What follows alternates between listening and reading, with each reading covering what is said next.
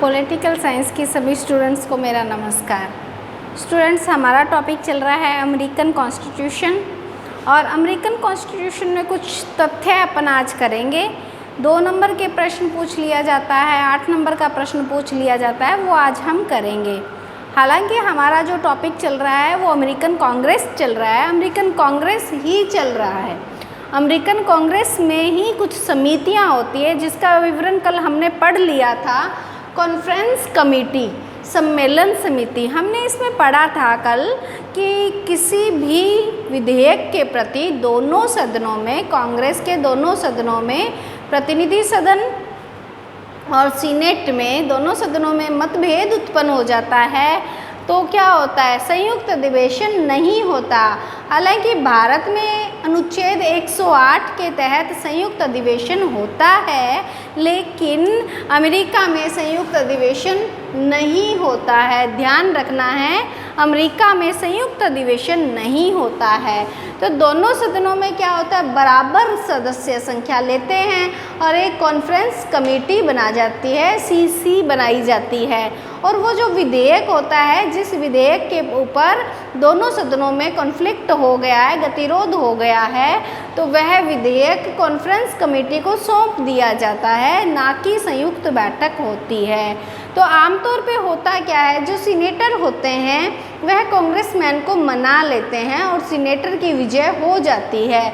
लेकिन यदि senator congressman को नहीं मना पाते हैं तो क्या होगा, वह विधेयक समाप्त हो जाता है।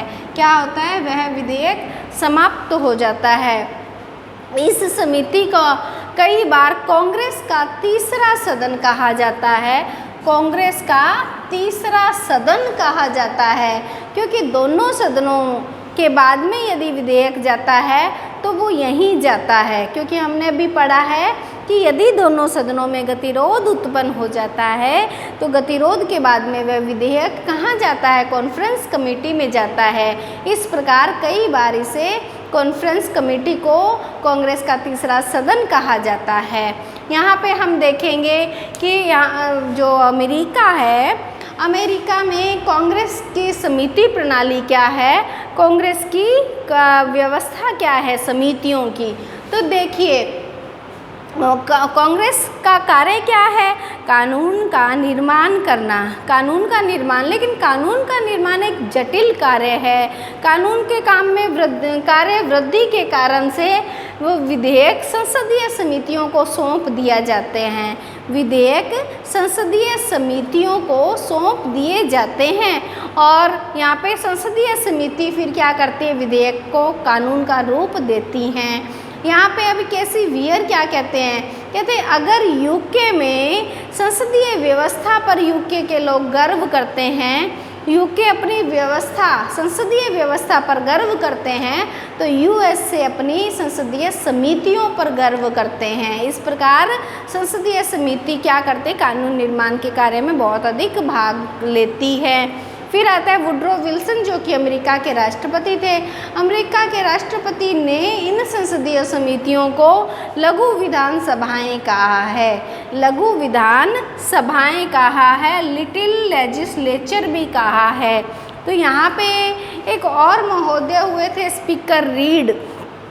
स्पीकर रीड इन्हें कहता है, कांग्रेस की समितियों को कहते हैं कि समितियाँ जो है सदन की, सदन यानी अपने दोनों ही सदन, दोनों सदन यानी हाउस ऑफ रिप्रेजेंटेटिव और सीनेट, सदन की आँख, कान, हाथ और अधिकांशतः मस्तिष्क है। अर्थात संसदीय समितियां जो है कानून निर्माण में बहुत अधिक भागीदारी रखती हैं। उसके बाद में समिति व्यवस्था ने कांग्रेस की शक्ति का ह्रास कर दिया, क्योंकि काम तो सारा समितियां कर रही है, तो कांग्रेस क्या करेगी, समितियों के पास में अधिक पावर हो गई है। इस प्रकार से समितियां क्या है, हाथ, कान, नाक और मस्तिष्क हैं। ठीक है, ये स्पीकर रीड ने कहा था। वुड्रो विल्सन क्या कहते हैं, इन्हें लिटिल लेजिस्लेचर कहते हैं। केसी वियर क्या कहते हैं कि हमें यूएसए वालों को भी इस पर गर्व है, संसदीय समितियों पर गर्व है। और संसदीय समितियां क्यों बनती है, व्यवस्था ऐसी क्यों है, क्योंकि कानून निर्माण का कार्य जटिल है। कानून निर्माण के कार्य में अधिक वृद्धि होने के कारण से विधेयकों को संसदीय समितियों के पास में सौंप दिया जाता है। अब देखिए, फिर एक शब्द आता है पिजन होलिंग। पिजन माने कबूतर, होल माने छेद, कबूतर होल। अब देखिए, संसदीय समितियों के पास में विधेयकों को भेज दिया जाता है। बहुत सारे विधेयक संसदीय समितियों में भेज दिए जाते हैं। जब भेज दिए जाते हैं तो संसदीय समिति प्रत्येक को रीड करती है। जब प्रत्येक को रीड करती है तो वह देखती है कि कौन कौन से तो काम के हैं और कौन से अवांछनीय। तो संसदीय समिति जिसे चाहे उनको क्या करती है, आगे भेजती है, ठीक है। और जिन्हें नहीं चाहती संसदीय समिति यदि, तो समितियां अवांछित